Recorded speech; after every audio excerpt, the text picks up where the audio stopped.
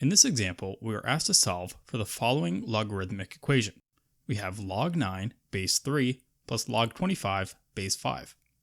As our logarithms are of different bases, we cannot simply add them together.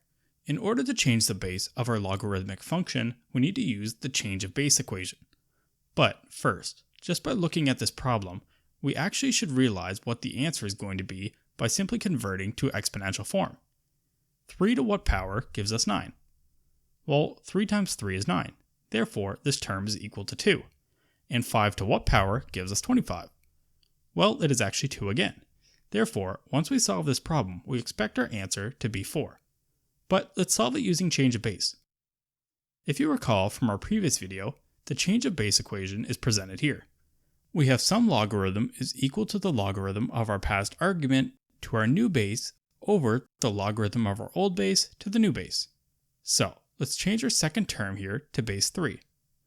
Following our change of base formula, we have log 25 base 3 over log 5 base 3.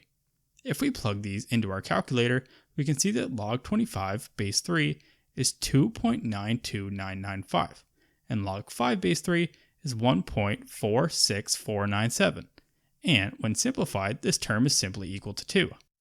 Therefore, this equation is equal to 4 as expected.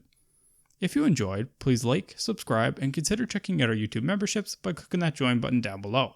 However, if you have any comments, questions, or concerns about the information I provided in this video, please leave a comment down below and I will do my best to address your concerns.